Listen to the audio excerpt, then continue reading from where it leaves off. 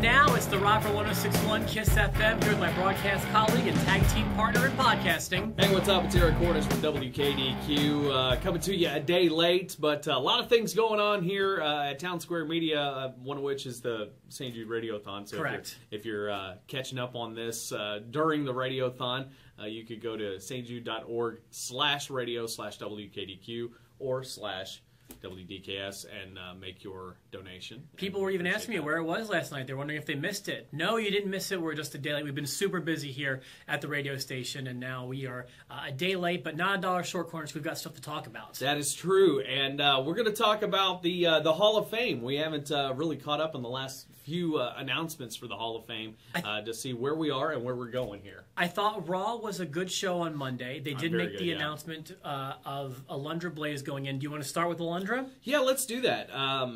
A lot of people said they were surprised by this. I'm not. I'm not so much surprised by this. Oh, are you really? I am, yeah, because first of all, Alundra Blayze is deserving, but she has this incredible tension that never seemed to dissipate with WWE. And rightly so. She did them dirty, you know, on an episode of Nitro. This is certainly what she will be remembered for in wrestling was the Monday Night War. A lot of people perceive it as like one of the first shots in the Monday Night War when she put her WWF Women's title into the trash can on Nitro. It's a shame that that's what she's remembered for. But it is, don't you agree? Oh, totally. Yeah, that's what she's remembered for the most. But I mean, if you look at the last few years, it's been all about mending fences, and I think Triple H has probably had a lot to do with that. But you go from San Martino to the Warrior to Savage this year, right? And then all of a sudden you've got Alundra Blayze. So you've really got a lot of those taken care of. I can understand why she's going into the Hall of Fame under the name Alundra Blayze. But I don't have to like it, because she's Medusa as far as it goes to me. You know what's funny? To me, she's not. And I can understand that. And let me explain, because when I started watching wrestling, I was in the heart of what was called the new generation. The lesser referred to younger brother of the Attitude Era. It kind of led into that. Right. I started watching SummerSlam 94. It was the first wrestling show I'd ever seen ever.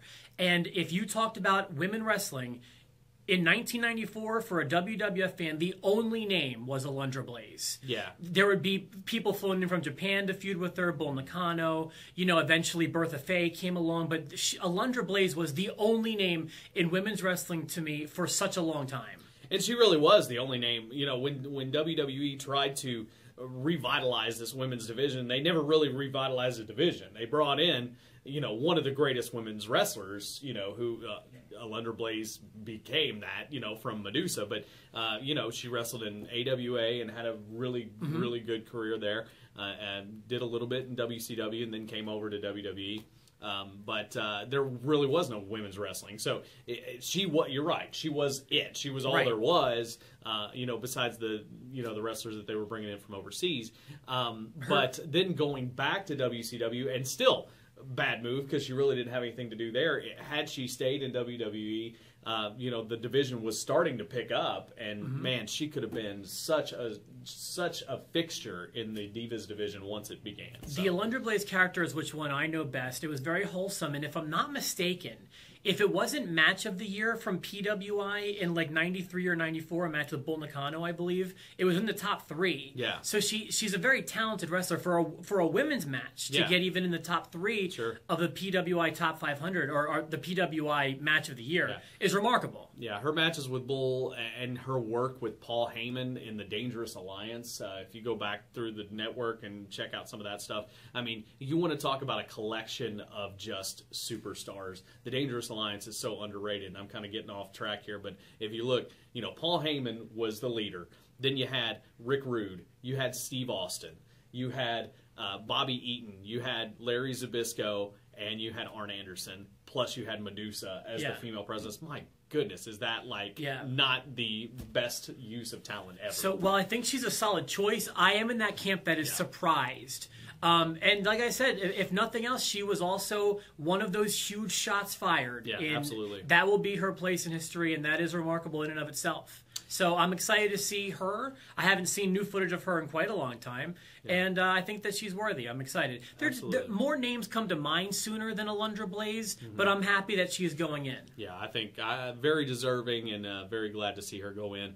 As I am, and this one I will say I am surprised, although I shouldn't be, the Bushwackers going in. You know, also known as the Sheepherders, and again, you're going to know them more as the Bushwackers. Absolutely. But you know, that was on the end of their career when they had their run as the Bushwackers. They had a great run in the late 70s and through the 80s as the Sheepherders, and were one of the most fierce tag teams. Kind of invented the hardcore scene, you know, in wrestling, because their matches always included a lot of weapons, a lot of blood, and through the Mid-South and areas like that, Puerto Rico, these guys were the scary heels for their career. Which is so funny because I know them as the polar opposite. Right, I know them as the goofy baby faces. And there's nothing wrong with that. And another one that's right from my generation, when they were very popular when I started watching wrestling. They weren't on every pay-per-view. In fact, rarely did they get a big match on a pay-per-view. But on Superstars, when I was eating grilled cheese and the kitchen sandwich, you know, that my mom made for me after church or whatever, or I guess this was on Saturday mornings, but they were licking the fans' faces. Yeah, absolutely. And they, you know, they were the fan favorite. They were the ones that the kids loved, which again was polar opposite from what they had been, but they embraced it and they were that character, and that's what they're known for. So, but I think you can respect both ends of it. I've had the chance to spend some time with Luke, and I think he's just a phenomenal mind for the business. He's been a booker in many territories. And just phenomenal. It'd be interesting to see if Butch makes it for the induction. I hope he does. He's been out of the wrestling scene and just been completely invisible to anything wrestling for a long time. Yeah, and I even asked Luke about that when I spent some time with him, and he said no, Butch pretty much stays in New Zealand and stays away, you know, from everybody.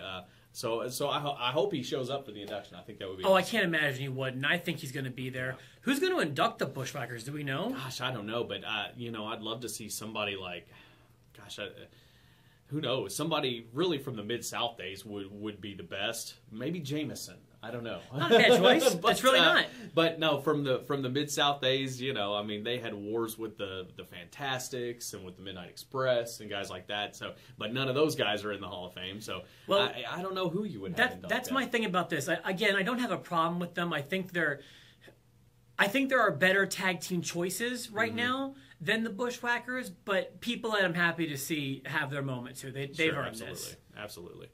So that's interesting. I got to think there's maybe 2, possibly 3 more, but probably 2 more. The name I keep hearing is Nash. I think Nash needs to go in, or Diesel, I should say. Maybe as Diesel. I don't know what he goes in as, but probably Diesel at this point. But if you look at the whole lineup, I mean, think about the TV show, you know, that they usually put on USA. You know, Macho Man's going to be the headliner, but he's not living. You know, so he's not going to be there to give that speech. You're going to have Schwarzenegger is going to be a big deal. But other than that, I don't really know. I mean, it'll be Rikishi, I think. I guess it could be Rikishi. Who I still give a thumbs down to. Well, no, and I disagree on that one because I know. You know, but anyway, so I don't know. Maybe Nash. I think you're definitely going to see a Ray Stevens. You know, who, you know. You still think that? I think so. I think you'll see Ray Stevens just because it's San Francisco, and Pat Patterson's going to have a lot of pull on that one. Well, Diesel's another guy right from my generation too. I started watching just 2 or 3 months before he won his first world title.